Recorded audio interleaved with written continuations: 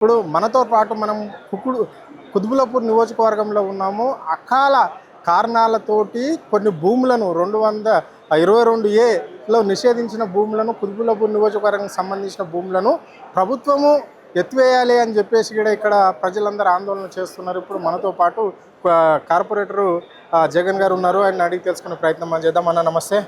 అన్న చెప్పండి అన్న, ఏంటన్నా ఏంది మరి ఇక్కడ ఈ నియోజకవర్గానికి సంబంధించి ఏం ప్రాబ్లం ఉంది? ఏ భూములు ఇక్కడ ప్రభుత్వం లాక్కునే ప్రయత్నం చేస్తుంది? 22A నిషేధం అంటే ఏంటి? ప్రభుత్వం లాక్కోవడానికి అయితే అవకాశాలు ఏమి ఉండకపోవచ్చు, కానీ ఇక్కడ జేదుట ప్రాంతంలో నేను కార్పొరేటర్. మా ఏరియాలో 348/1 సర్వే నెంబర్లో దాదాపు 670 ఎకరాల జాగా ఉంటుంది. అదంతా కూడా గత ప్రభుత్వాల్లో కూడా తెలుగుదేశం ప్రభుత్వం ఉన్నప్పుడు పట్టాలు ఇవ్వడం జరిగింది. తర్వాత కాంగ్రెస్ ప్రభుత్వం వచ్చిన తర్వాత రాజశేఖర రెడ్డి గారు 160 జీవో పెట్టేసి అప్పుడు కూడా రెగ్యులరైజ్ చేయడం జరిగింది, కొన్ని డబ్బులు కట్టించుకొని. దాని తర్వాత తెలంగాణ ప్రభుత్వం వచ్చిన తర్వాత కూడా మరి పట్టాలు ఇచ్చారు, రెగ్యులరైజ్ చేసారు.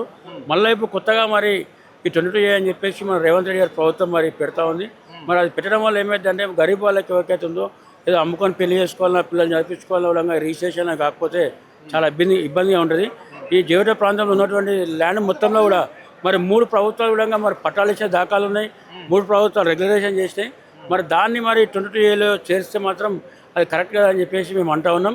మరి ఏదున్నా కూడా బీదవారికి సహాయపడే స్కీములు కానీ ప్రభుత్వాలు మరి బీదవారి దగ్గర ఉన్నటువంటి ఆస్తులు గుంజుకునే ప్రయత్నాలు చేయదని చెప్పేసి మేము కోరుకుంటా ఉన్నాం. అంటే 22A నిషేధం అంటే ఏంటి? మరి దానివల్ల ప్రజలకు జరిగే నష్టం ఏంటి? ఇప్పుడు ఆల్రెడీ కొంతమందికి పట్టాలు కూడా ఉంటాయి ఇండ్లకు. ఆల్రెడీ మీరు చెప్పినట్టుగా టీడీపీ కాంగ్రెస్ హయాంలో పట్టాలు పొందిన వాళ్ళు ఉన్నారన్నావు.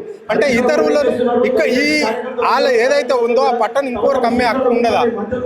22A అంటే రిజిస్ట్రేషన్లు కావు, సీలింగ్ పూల్ కానీ మా గవర్నమెంట్లోనే కానీ రిజిస్ట్రేషన్లు కావు అంటూ ఉన్నారు. దానికి వాళ్ళు 22Aలో మరి ఏమేమి మోర్చిసో క్లారిటీగా పెట్టలేదు వాళ్ళు. మరి నిన్న నేను ఎంఆర్ఓతో కూడా మాట్లాడడం జరిగింది. మరి అన్ని గవర్నమెంట్లను కానీ ఆ సీలింగ్ భూములు కానీ ఏవైతే ఉన్నాయో అవన్నీ రిజిస్ట్రేషన్లు కావంటా ఉన్నారు వాళ్ళు. జైదిర్గుట్ట ఏరియా వాళ్ళు 600 ఎకరాలు అని చెప్తున్నారు. మరి కుతుబులాపూర్ సంబంధించి నియోజకవర్గానికి సంబంధించి 8,000 ఎకరాలు ఉండొచ్చు దాదాపుగా.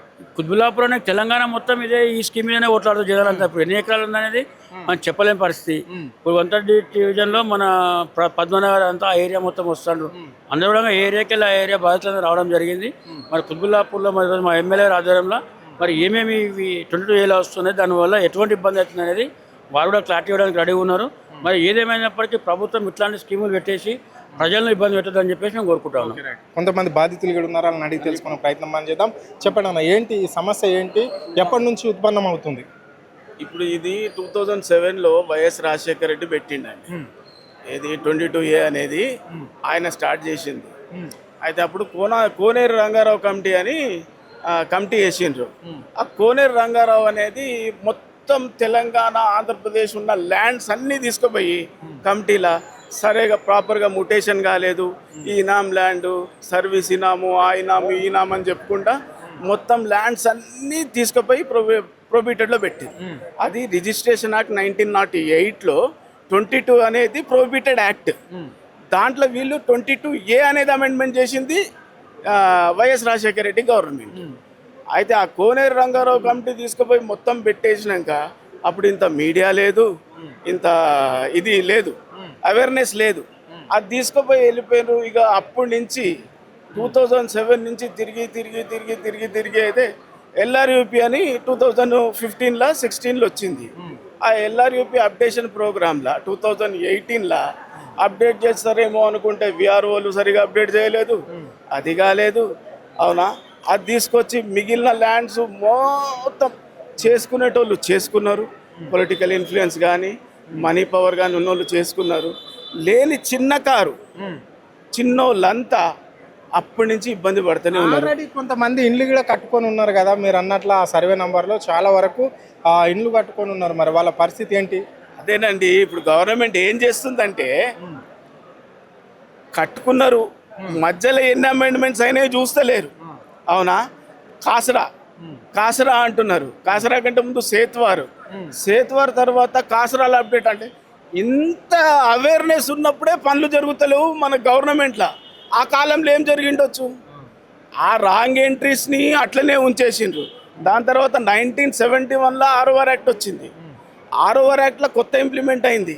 తర్వాత మీకు అసలు ఏంది అంటే అద్రహీన్ అనేది ఒకటి ఉంటుందండి రెవెన్యూ టర్మినాలజీలో. అద్రహీన్ పెట్టినవన్నీ ఖరీజ్ ఖాతా చేసిరు అప్పుడు. ఆ ఖరీజ్ ఖాతా చేసినవి తర్వాత ఫక్రుల్ రైన్ 1971లో అన్నీ అయిపోయినాయి ల్యాండ్స్. అవునా, అక్కడి నుంచి అప్డేట్ కాకుండా దాన్ని చూసుకొని అప్పటి నుంచి పట్టాలైన ల్యాండ్స్ కూడా ఇప్పుడు వీళ్ళు ఏం చేస్తారంటే దాని వెనుకకు పోతారు. కాసరా చూస్తారు, సేత్వార్ చూస్తారు. సేత్వార్లో పట్టా ఉన్నది, కాసరాలో లేకపోయేసరికి అది చేస్తారు. దాని తర్వాత అమెండ్మెంట్ అయినా ఎవరూ పట్టించుకుంటలేరు ఇప్పుడు కూడా. ఇప్పుడు 58 జియో వచ్చింది, 166 జియో వచ్చింది, 59 జియో వచ్చింది. ఇందులో ఇంప్లిమెంట్ అయినా ఏది కూడా పట్టించుకుంటలేరు. మరి కాంగ్రెస్ గవర్నమెంట్ ఇలాంటి నిర్ణయాలు ఎందుకు తీసుకుంటుంది? హైడ్రా పేరుతోటే చాలా మందిని బెదరగొట్టే ప్రయత్నం చేసింది. మళ్ళీ ఇప్పుడు 22A దీంతో ఈ జాబితాతోటి మరి ఎవరికి గండంగా మారబోతున్నది అంటే ధనికులక పేదలక? ఇక పర్సంటేజ్ అండి 99% గరీబోళ్ళం ఉన్నాం, 99% దొక్కేసి ఆ 1% ఎవరైతే ఉన్నారో వాళ్ళు డెవలప్ కావాలి. ఏంటంటే మెయిన్ కరెక్ట్ ఇన్కమ్ ఉన్న సోర్స్ ఏంటంటే ఈ ల్యాండ్సే. అవునా, గజం ఇప్పుడు 265 కోట్లు ఆడ హైటెక్ సిటీ దగ్గర అది పోయింది అంటే గజం 5-5.5 లక్షలు పడుతుంది. 5.5 లక్షలు పడుతుంది అంటే గరీబోడు జీవితాంతం పని చేసినా కూడా 5.5 లక్షలు సంపాదించలేడు, అంటే ఒక గజం కూడా కొనుక్కోలేడు. అది ఉన్నది కూడా ఎట్లా గుంజుకోవాలని చూస్తుంది కాంగ్రెస్ గవర్నమెంట్.